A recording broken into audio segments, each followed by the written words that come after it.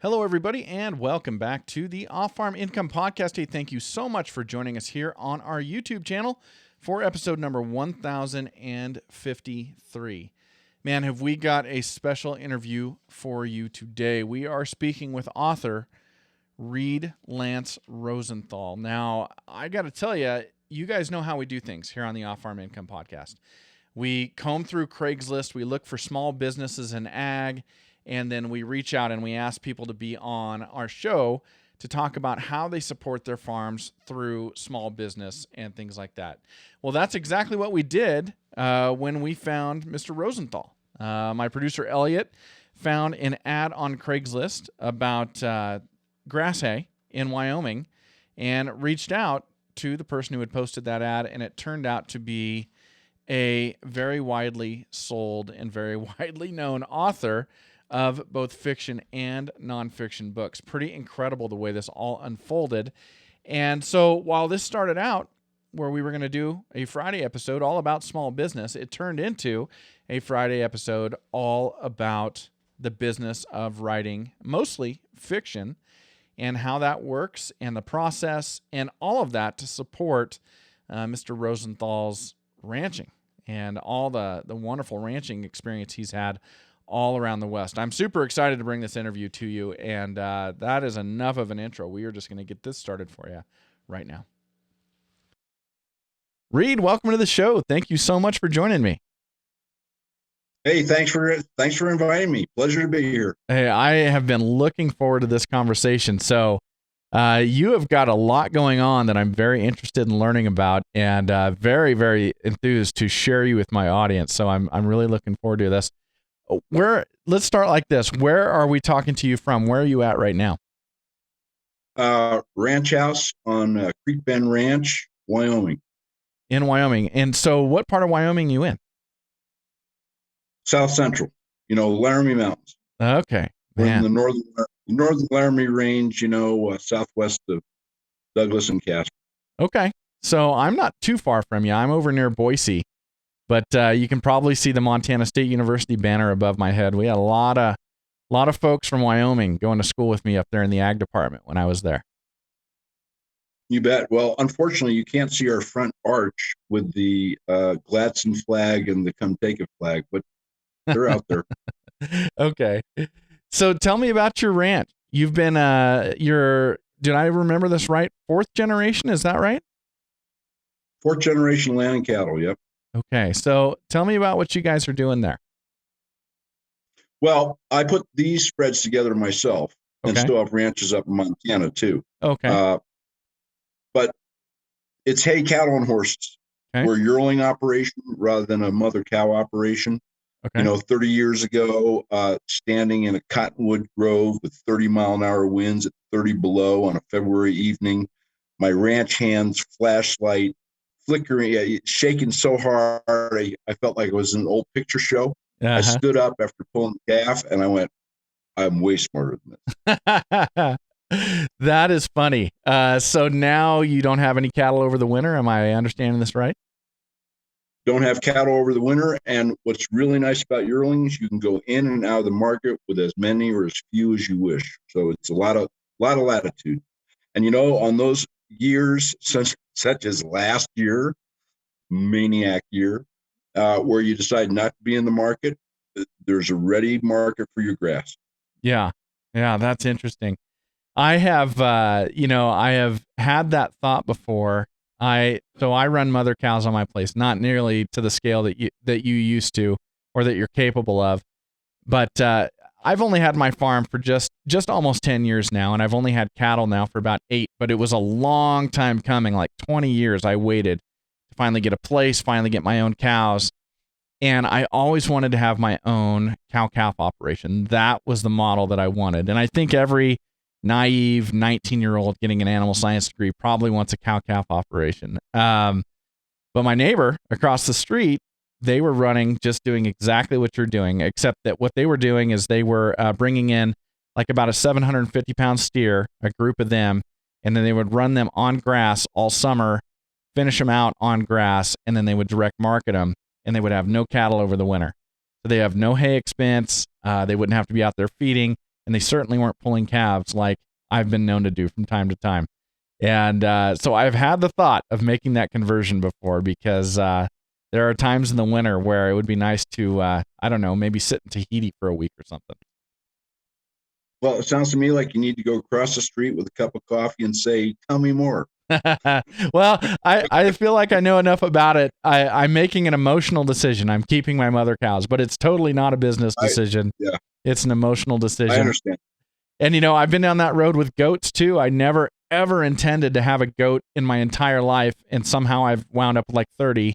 But goat prices are through the roof. They're unbelievable. And I could make more money with just goats than I can with direct marketing my calves that I'm calving out on this place. But I won't do it because I'm making an emotional decision. I'm keeping my cows. But anyway, that's just me. So, all right. So you've got your places in Wyoming, and then where are the places in Montana?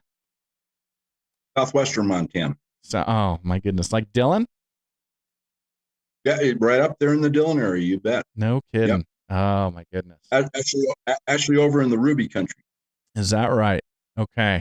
Yeah. What a beautiful, beautiful way to live your life and to spend your time. So tell me about this legacy. 4 generations, that goes back to starting when? That's my great grandfather. Okay. So on my mother's side, they were farmers back east. Okay. And in fact, this is a great story. She grew up in rural, the rural Northeast when it wasn't quite what it is now. Okay. And she was a guide, and she was a trapper. She helped her brother run trap lines. That's how she put herself through school. Wow. And then out of school, she was hired by Vogue magazine. Okay. As an assistant fashion editor. How's that for a 180? It was type deal. Well, now wait a minute. Did Vogue have a trapping fashion section back then? I mean, maybe it all went hand in hand. They didn't have any like Jane leopard suits. No, not that I know of. Okay. But and then my dad, his family grew up, and they had a cattle farm in Germany. Wow. Actually, in Prussia, because Germany didn't exist before the late 1800s. Yeah. It was Prussia at that time, and Prussia. My great grandfather started this cattle farm. They don't have ranches back there. It's a whole different type of gig. Sure. But they were in all the way. And then he came over, with the advent of Hitler in 1938 and went into it here. And he also had a second occupation, kind of interesting, which was retail stores. Okay. So his off-ranch income was retail stores. Yeah. Okay. And so was that too late for him to homestead? Or was he still able to get some of that free ground back in 1938? No, it was too late. Too late. Okay. It was too late. He went into the Army right away as soon as the war broke out, and was actually in the OSS, the precursor to the CIA. And his mission is pretty interesting, with 4 other German refugees who could speak fluent German and knew the country, was to dress in Nazi uniforms, parachute behind enemy lines, kidnap high-ranking German officers, and bring them back across the channel for interrogation. Whoa, that is some serious stuff right there. My goodness. Yeah, he was quite a dude. Yeah. Not much phased him. No. Once you parachute into Germany and you kidnap Nazi officers, things like coronavirus don't bother you. Yeah, as an American soldier in a Nazi officer's uniform. Yeah. Oh my goodness. There is no trial. No, there is no trial. No. That's amazing. Kidnapping him is one thing. How in the world did they smuggle him out of Germany? They had a complex system with the French underground, and they'd bring in, they'd either take him off the coast, in submarines, or more often, a small plane would land on a remote landing strip and then flying back across the channel. That is amazing. Oh my goodness. Well, I've got a lot of German ancestry. I've been to Europe one time specifically to go to Germany and to look around in Germany. And of course, then we did a lot of tourism involving World War II. So that is amazing. So you're talking to a guy who's really into what you're talking about. That is really, really amazing. Wow. This episode is not about that, but I could do a whole nother episode just asking you about that, I'm sure.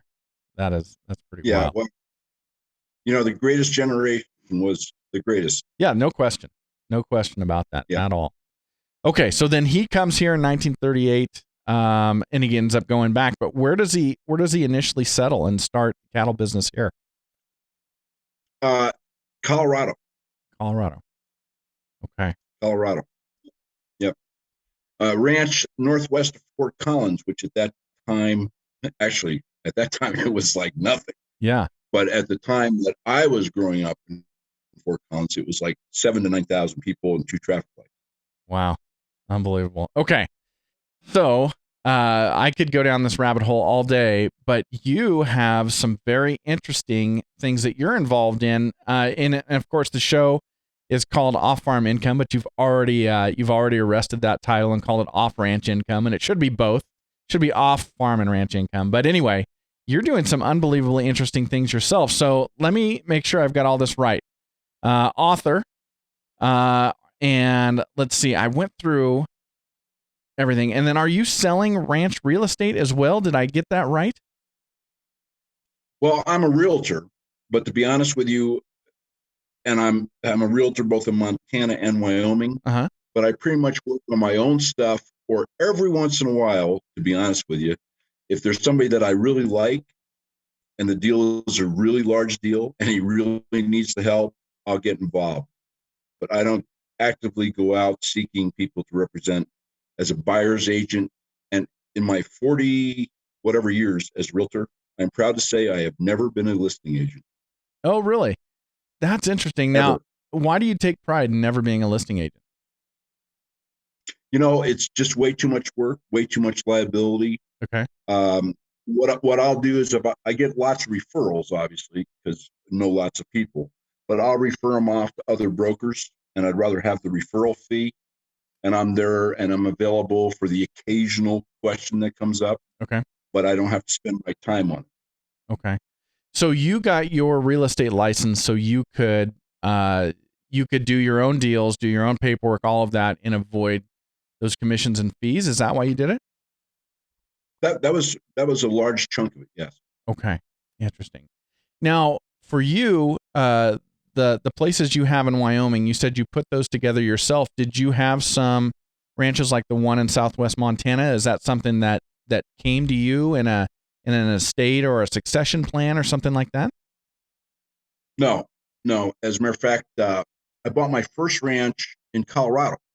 It was 400 and some odd acres, mountain ranch, once again northwest of Fort Collins. Okay.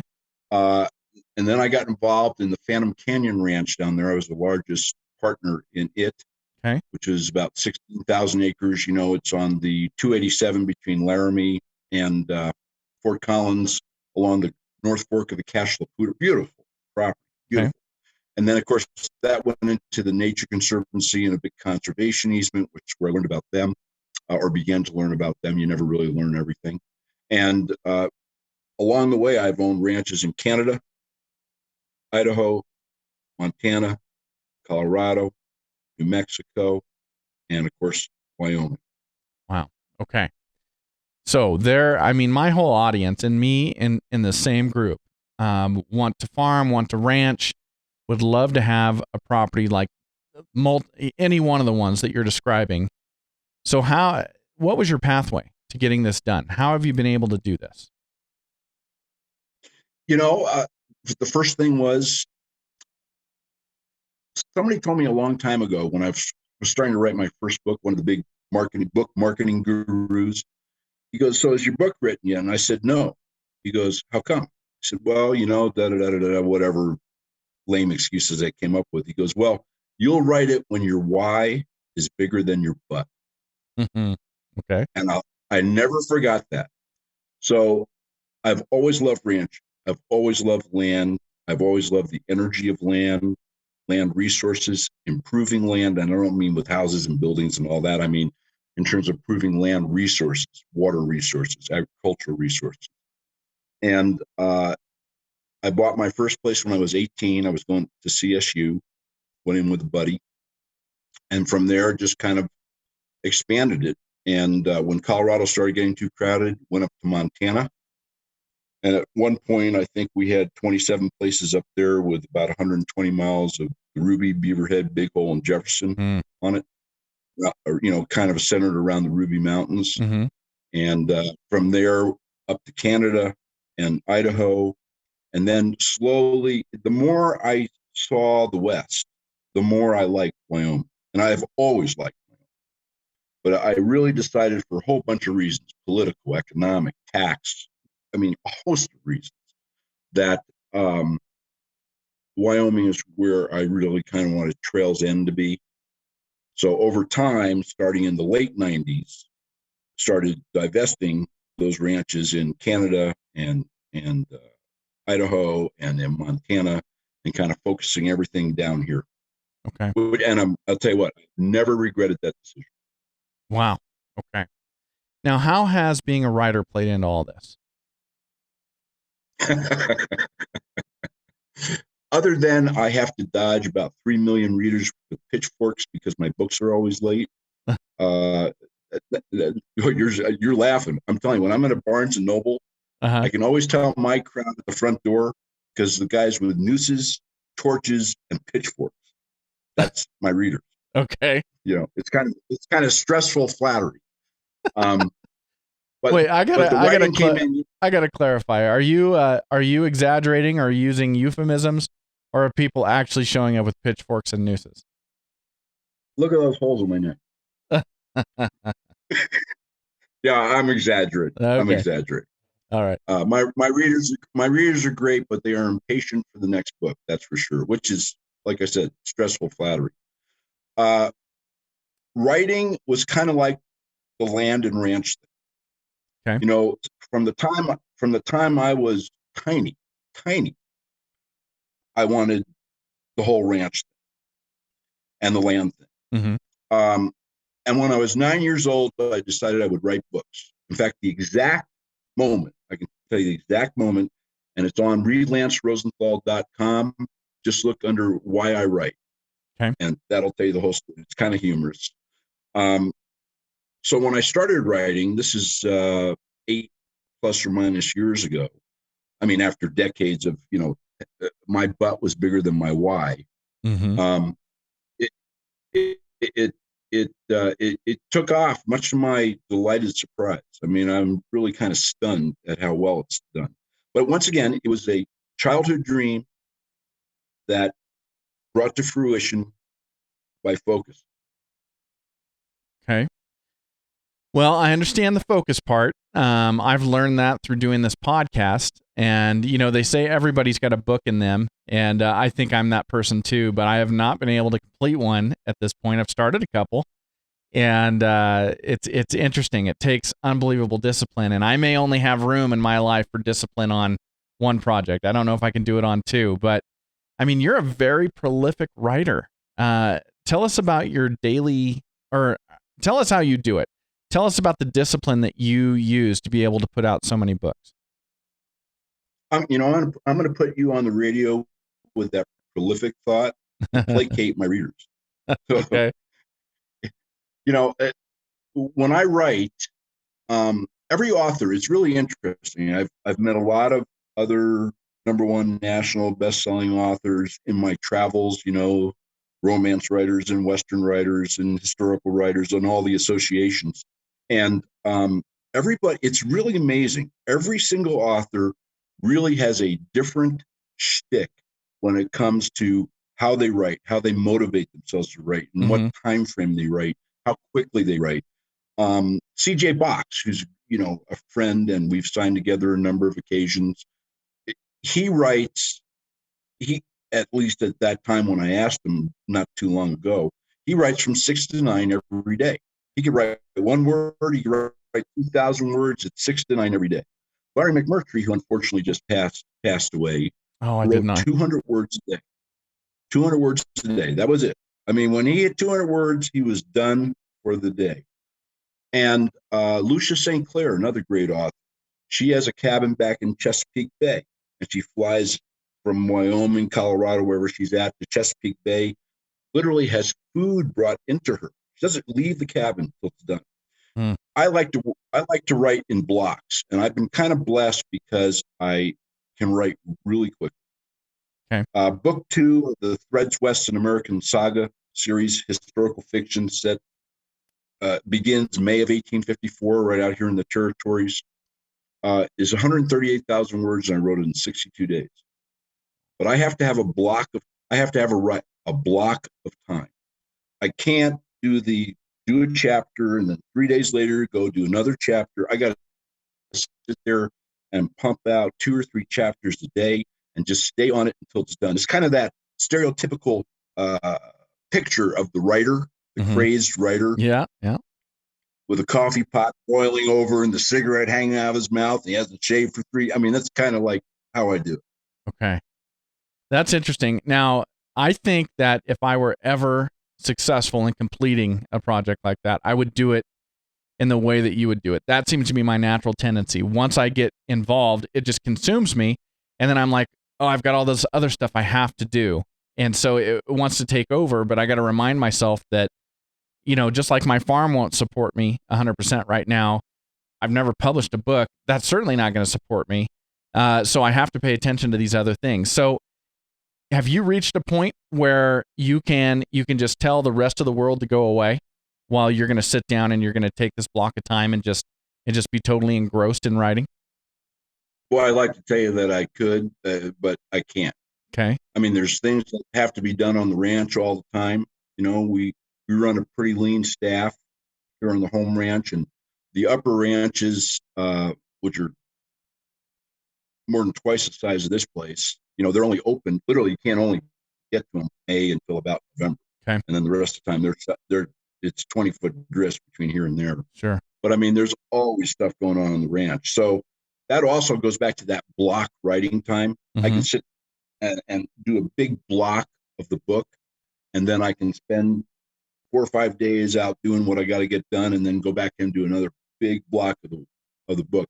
I could not, and I know exactly what you're talking about, but I couldn't sit and do like 3 hours of writing in the morning and then go out and do ranch work and then come back and edit. It's just too diverse. It's too much of a different focus. So you are able then to just put that block and just devote yourself to nothing but the book during that time. Yes. Okay. Yeah, that's when I take the blocks of time to write. The other thing is I dictate my books. Okay. My typing, well, you've gotten a few emails from me, so my typing is atrocious. I mean, I can type 100 words. I can type 100 words a minute, but it's 30 typos per line. It takes me longer to spell check than to type the damn letter. And so I dictate my books, and it's through drag and speak. It plays out and types up stuff for me, and then I hand edit. And my publishers it's kind of a funny story. So they're not used to that protocol. They're used to their authors, working on Word and sending them a document, doing the correction. I don't do any of that stuff. And when I print it out, I do hand edits, and they have a dedicated type they didn't even know my name when I started. Now I have a dedicated typist and a researcher. It's very nice. But I faxed them. They had to buy a fax machine. They didn't even have a fax machine because everything was electronic. So they have a fax machine now for the dinosaur of the group. And I faxed them my handwritten edits, and they type it up, they email it back, and then we continue the process until it's ready for a senior editor. Okay. I'm very curious about this. I've read before that, well, everybody does it different, like you just illustrated, but I've read before, just write. Just write. Don't worry about typos. Don't worry about edits. After you've written and got it all down, then you go back. Don't make those corrections while you're writing. It sounds like you agree with that. Oh, absolutely. If you want to never complete whatever you're writing, stop and look at every sentence or stop and look at every paragraph. At the minimum, if you're writing a book, you need to write a full chapter before you go back. And personally, I like 4 or 5 chapters. Interesting. Okay. Now, you brought up... Even in a nonfiction book, like Land for Love and Money, my nonfiction book, which has a lot of technical stuff in it, or, the novels, there's a lot of research. And as you're writing, you run into things that have not been researched yet, and you really have to look them up. Yeah. I don't stop. I leave a blank. I put in big cap letters, research X. And then when I go back on that chapter after it's done, that's when I go do the research. That's okay. Okay, this is really cool. I've got a million questions. You were talking about writing in blocks. You were talking about research. Now,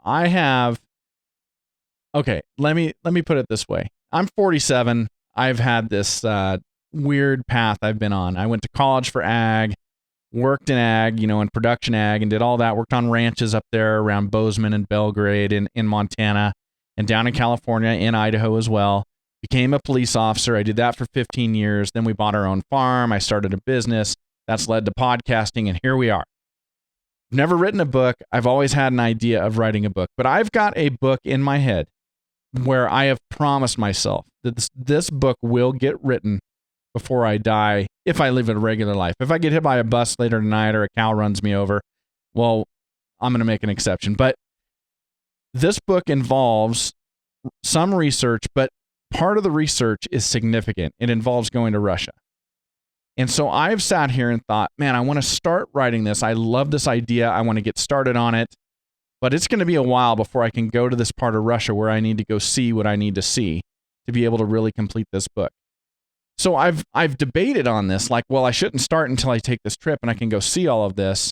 But what you're saying is I can start, I can do my research after the fact, and I know where to insert it. I can go back, I can change things to make them more accurate based on the research I've done, the things I've seen when I was over there.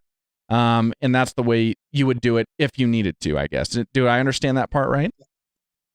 Absolutely. Absolutely. A lot of and to put this in perspective for you, so a lot of my readers, the whole Lonesome Dove crowd and the Louis L'Amour crowd, read the Threads West series. Mm-hmm. And I kind of like the Louis L'Amour credo.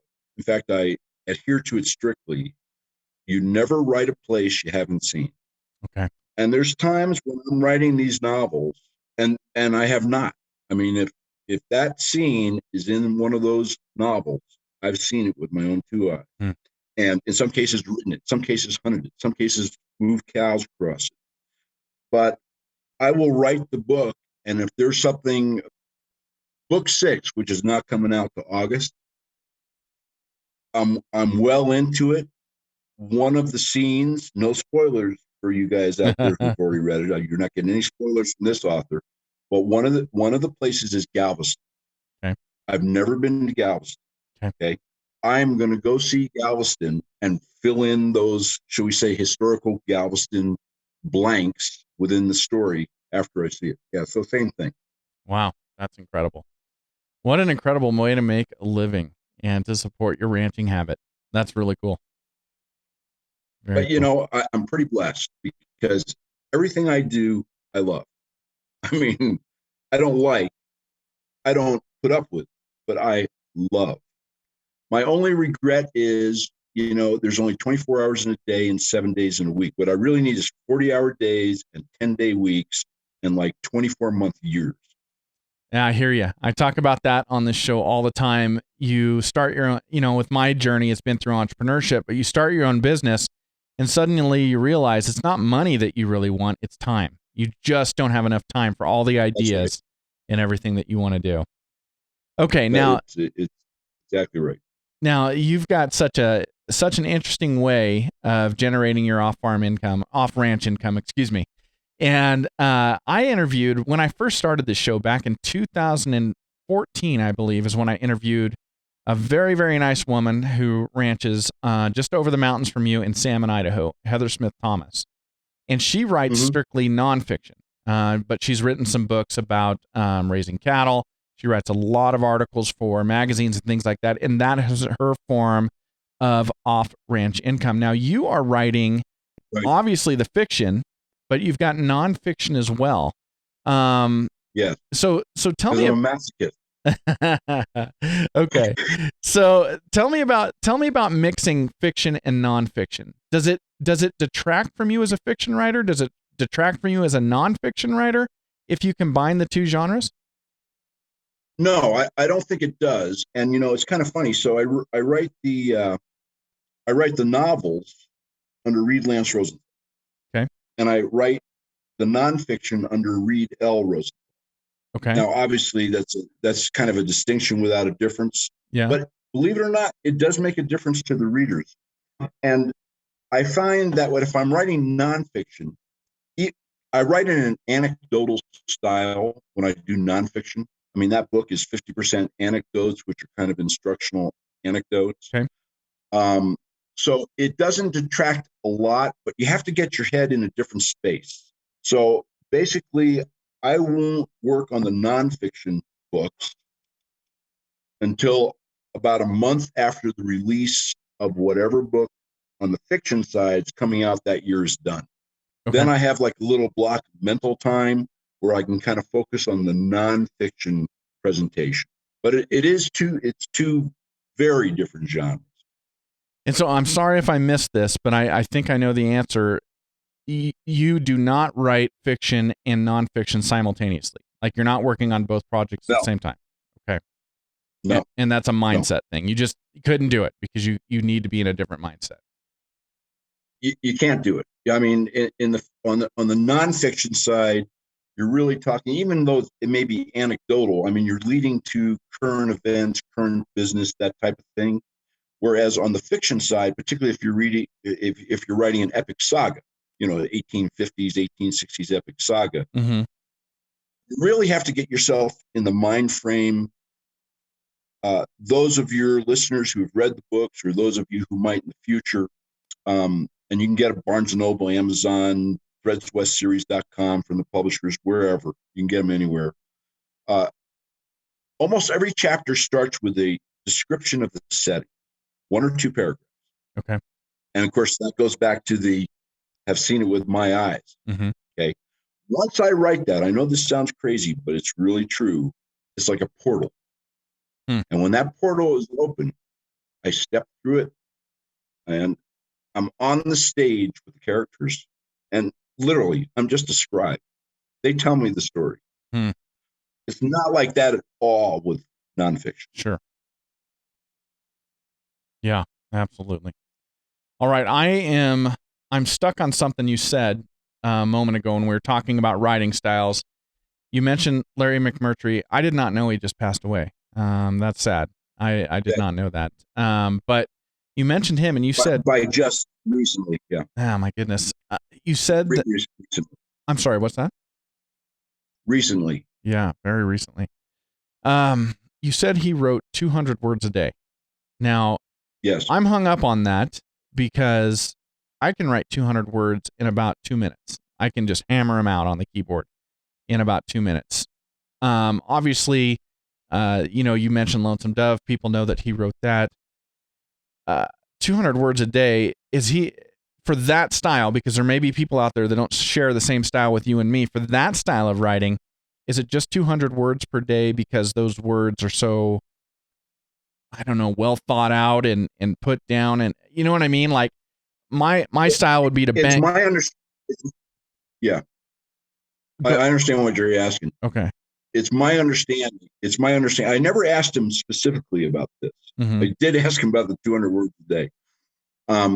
But it's my understanding that when he was done with the 200 words, maybe it was 211 or maybe it was 199, whatever it was, they were perfect. Okay. They were like beyond an editor looking at it. So when he stitched his story together, he didn't do it the way I do it, which is take the big piece of cheese with all the mold and everything that's grown out of it, and then start sculpting it down till finally you have something. Because my chapters will go through probably 5 to 9 edits by me before it gets to the senior editor at the publisher, and then it's going to go through 2 or 3. It's my understanding that when he was done with his 200 words, they were done. Okay. That's the only, it has to be that way, I would think. That's pretty interesting. Yeah, because there's going to be people listening who they want to know the key to how do I do this? How do I make this happen? And they're going to have a different style than you and I. It sounds like you and I are the same. Yeah, there's adopting somebody else's style isn't going to work for anybody. Everybody has the one thing I've learned, every style has nuances or in total structure is totally unique. Mm-hmm. That author. I mean, it really is. Max McCoy, who's a terrific writer. Okay, he's a professor of creative writing at University of Kansas. The only books he has ever endorsed are the Threads West series. And, he's the writer of Indiana Jones and Spielberg's Into the West. I had no idea. 18 other novels. I mean, he's won like 6 Spur Awards. I mean, the guy's phenomenal. What he does, he has a huge basement. And he takes several months and builds an entire picture wall of what he's going to write. And his desk is more or less in the middle of it. And he sits down and writes his book off his picture wall that he's made. So, that's a whole nother style. Yeah. Oh my goodness. Yeah. Wow. Okay. Tell me about, or tell my audience about Threads West. Tell us about that and writing a series of books. How do you stitch them all together? Well, this is a generational epic saga. It's really the story of America set in the West. You have men and women from England, Ireland, Norway, Denmark, Prussia, an Oglala Sioux family, beautiful love story. Eagletown and walks with a Ute Indian family, a Spanish vaquero chased north by the Texas Rangers. There's an elderly black couple kind of setting their life sails for the winds of freedom. There's a renegade most people are going to hate, a trapper most people are going to love, and more characters that will catapult into the tale as the story goes on. But it's really the tale of all these men and women, uncommon cultures, differing origins, competing ambitions, and how they weave into the American cloth in the West over 5 generations. I mean, that's really what the story is. And when you write something like that, do all these different characters you're mentioning, do they all have some impact on each other at some point in the story? Oh, yeah. They do. Absolutely. Their destined rendezvous and their interactions are really the thread that weaves the cloth. Okay. It's a style called converging threads. And I think the last writer who really rocked it was Leon Uris 70 years ago. He wrote Battle Cry, Mila 18, Exodus, which I'm sure some of your readers have read. Yeah. The guy, my favorite author, Hemingway, is my second favorite author. But always, he would start with characters in different areas that didn't even know the other characters existed. And a large portion of the tale was the story of how they met. Sometimes as lovers, sometimes as enemies, sometimes as friends, sometimes as adversaries. And it is that interaction that really weaves the tapestry of the story, particularly in what I'm trying to get across in these books, which is real American history, good, bad, and ugly. Because to be honest with you, I am tired of the distortion, manipulation, twisting, and attempted erasure of our history. The touchstone of the past is the guidepost of the future, which is why the touchstone is under attack. So I'm hoping, if I can reach 20 or 25 million or whatever many people with this story and they can enjoy it, that's a partial antidote to that lunacy. But it's as much a sociological study of the West as it is an historical study of the West. And, you have the Ute, you have the Sioux, who, by the way, very interesting metric is that they themselves, the two tribes, were bitter enemies. And the Apache will come into it in book 6. Bringing all these characters together with all the nuances between them. I interviewed 303 people before I started these. I interviewed 303 people who would have been the descendants of these characters to make sure I nailed the personalities and the cultures and the traditions. So I think it's one of the reasons people like it. It's on the back of the book. It says, you will recognize the characters who live in these pages. They are you. They are us. This is not only their story, it is our story. So phenomenal. And I love the story and I love the characters. And to be honest with you, there's a gate across the creek about a quarter of a mile from the house here. And I have a sign on that gate that I had made in town. Mm-hmm. It says, writing, open this gate, get shot. I've thought about I've got a few people in my life that like to pop in at like 2 p.m. And I have thought about closing our gate and putting up a sign that says podcasting in session, because I'll hear them pull up and I'm in the middle of an interview and they're knocking on the door, they're ringing the doorbell, and I'm like, what do these people think I do for a living? That's funny. You and I have a lot in common. You said your second favorite author is Hemingway? Yes. Okay, I want to ask you about that, but I got to tell you an anecdote of my own. This past December, I rented a cabin in Ketchum for 2 weeks, and my wife and my daughter came up on the weekends and joined me, and then during the week, I worked on my podcast, I worked on my creative endeavors, and I elk hunted, and went out at night, and I shot pool in the casino bar that Hemingway went to, and went to the Pioneer Saloon and had dinner, and did all those things, and I referred to that 2 weeks as my Ernest Hemingway fantasy camp. So there you go. Right. Why Hemingway? I'm very curious. I've read as much as I can. He's a really interesting writer, but I would love to know what it is about Hemingway that puts him number 2 on your list. I think he had a knack for not so much describing a scene, but describing the feelings that the scene evoked in a character. Mm-hmm. Different authors use different things to tell the story. I mean, everybody uses dialogue. Some use more than others. Everybody uses setting. Some use more than others. I mean, every author's voice is unique. It can't be duplicated. But in his case, he had like The Old Man in the Sea. Mm-hmm. That is such a powerful story, not because of the big fish, not because the big fish went away.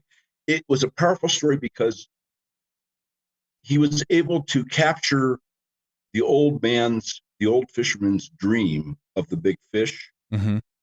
and to capture his anguish as his dream was eaten. Mm. And, he does the same thing in For Whom the Bell Tolls. He was a master at that. He was a master at showing and telling through words, without being a narrator, mm-hmm. how a character was feeling. And that's what, in my opinion, just one opinion, that's what propelled his stories. Well, I think you're right. I've got a book of his short stories and have worked my way through almost all of them. And I never finish one and feel upbeat. So the feelings he describes. Yes, well, yeah, he was a rather dark writer. Yes, but yes. That's a whole nother discussion. That's really, really interesting.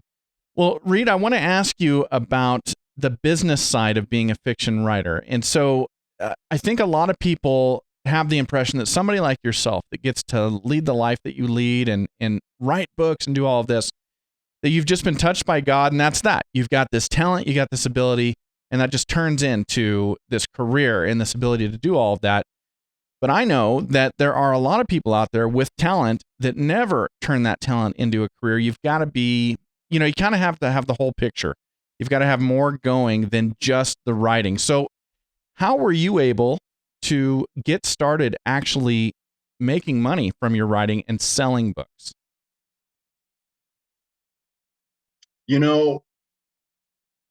Boy, I mean, we could spend a day on that. But first of all, most authors or most people who want to write don't realize that your typical quote unquote publisher deal that people kind of think of as stereotypical. What do you think an author gets on a stereotypical publisher deal when a $20 book sells? Just guess. I think they probably get about $1.20. Just about that. Okay. Yeah. 8 to 12% is what a newbie author is going to get. So, since I'm in real estate, since I'm in ranching, since I'm in cows, hopefully I have a little bit more business sense than to roll out of bed for $1.20. Okay. So I kind of put together a different model, and that's one of the nice things that has happened in the publishing industry. There's a lot more latitude in how to put together models. You can put together hybrid models where you are self-publishing, or a model where you are self-publishing with a distributor, or a model where you get several publishers involved and one's doing the digital and audio and one is doing the print and another is doing distribution, which is kind of what I set up. And that increases dramatically how much you get per book that sells. I mean, there's a number of other variables too, and there's costs. There's the printing costs, the transportation costs, and the event costs, and all that kind of stuff. And all that has to be weeded into, and obviously as the author, shoveled off to the other folks as much as you can, as much as they'll take. You're right. There's a lot of people who have a good book in them. I do think there's a difference between writing a book and writing a book that people will read. And there's a difference between writing a book that people will read and a book that people will read and turn around to their friend and say, you need to read this. And if you're going to be, in my opinion, a successful, listen, if you're writing because you love to write and, you got 500 friends that are going to buy the book and your kids or what, that's cool. It's great. Sure. If you're writing because you want to reach a really large audience for a specific reason, you have a goal in doing it, then you have to write a book that people will read and they will turn around and turn to their family member or their friend or their spouse and say, you need to read this. Right. Because in the end, the success of books is based on word of mouth. Forget all the other crud and the marketing hype that you hear. It's one person turning to another and saying, read this book. So that's where you have to get to as an author if you're going to be commercially viable in it. There is another way to do it, which is very, very simple. A lot of children's authors do this. They'll self-publish. They'll get a good graphic illustrator, and very cute books, cute books. And they'll sell them at, they'll print them themselves and they'll sell them at farmers markets or wherever they're going to sell them. And they'll make themselves, $4 or $5, they'll sell the book for $8 or whatever.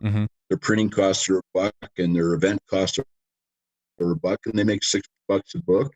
And if you sell 10 books a day, you're making $60, whatever it happens to be. That's a different model. But you really have to be, I think, either at one side or the other of those extremes, because in the middle is very difficult if you're going to rely on it to put food on the table.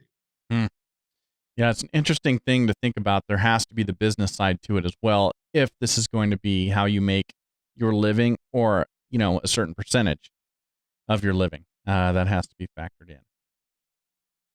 Very interesting. And the more you can do to get yourself out in front of people. To be honest with you, I love time alone. I can go for weeks, and particularly if the gate's closed with the "open this gate, get shot" sign, and not see a human for weeks. I've never much minded my own company, but you have to be somewhat gregarious as an author if you're going to go to the other extreme rather than the simple extreme. I gave you kind of the two, I think, that the models that work. And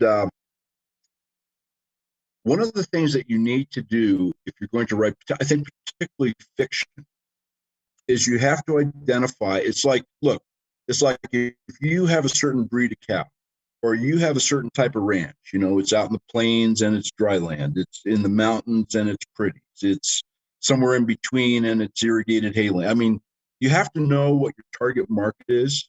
To just write your book is automatically going to put you in that middle of the road, no man's land.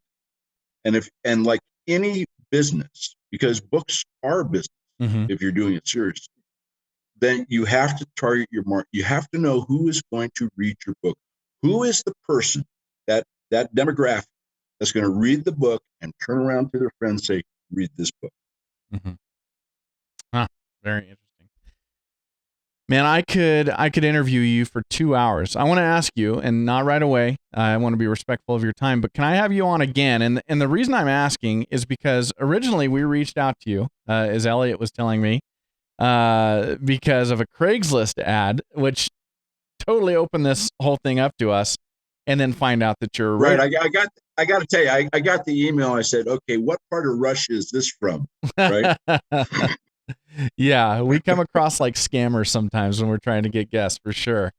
And then there's a radio side to what you're doing, and all sorts of stuff. So we've got to have you back on at another time in the future so we can talk about the things we actually reached out to you to talk about before we discovered who we were talking to. And so I hope you'd be willing to do that. But before we wrap it up, please let everybody know how they can find you. If they want to, if they're learning about you right now, they want to check out your books, the things you've done, where should they go? How should they go about it in the most beneficial way to you? You got it. First of all, I've loved being on. I'd be on again with you anytime. So thank you. Consider that offer made, offer accepted. You can get all these books on Amazon, Barnes & Noble, Kindle, Nook, Smashwords, you name it, Audible. All the books are on Audible. You can also go to the publisher's website, which is threadswestseries.com, www.threadswestseries.com. Tell you a lot more about the series, kind of the overall scope of it. It'll give you an idea of the upcoming books. The series has won 32 national awards since it started, which they tell me, I don't know, is more than any series ever. So you can kind of take a look at that stuff. And you usually, not always, usually about 80% of the time, the publishers have the best prices by $1 or $2, and you can get the books there too. But you can get them anywhere and everywhere. Okay. And for folks who really want to support you, which of those outlets serves you the best when they buy a book? Which of those outlets offers you the best percentage of that money coming back to you? They're all pretty close. The publisher by a hair. Okay. The publisher's site by a hair, but it works for me. Whatever works for somebody else is great. If you got a Barnes & Noble in your town, you can go to the store or go to bn.com. Amazon, they are what they are, and they sell piles of our books. Yeah, they do. And the publisher is great. They get books out within 48 hours. So, I mean, whatever works for you. And obviously, if you're doing Kindle or Nook, I mean, it's just a download. Audible, you're pretty much limited, I think, to good audio through Audible or through the publisher's site. They have really cool, they look like credit cards, and they're USB sticks, and you put them right in your truck and you can listen to the books. It's the same. Jack Bear is the big national voice that reads them. He reads CJ Box's and mine, and he just does a dynamite job. I mean, he's just so good. The first time I listened to that guy read my books that I wrote, that I labored over, I missed my ranch exit 3 times in 1 week, once by 40 miles. That's no kidding. It was very embarrassing. Wow. So you were taken in by your own book because of his voice. By my own book. I'm going, wow, this guy is great. Not me, but him. What's it feel like to pull your head up and go, what the hell? My ranch is 40 miles back that way. I missed it. And then you kind of look in the rearview mirror and you shake your head and you go, did I write that? It's one of those deals. That's pretty incredible. Well, Reid, that is a great note to go out on. Thank you so much for doing this today. This has been an absolute thrill. Absolutely my pleasure. I'll look forward to it again soon. Well, thank you very much to Reid Lance Rosenthal for coming on the Off Farm Income Podcast today. And thank you all for being here as well. We'd love to have you click that subscribe button down below and become a subscriber to our YouTube channel here. And we'd love to connect with you on social media. You can find us on Facebook, Instagram, Twitter, and LinkedIn. Hey, until next time, enjoy your journey to the ultimate lifestyle business, agriculture.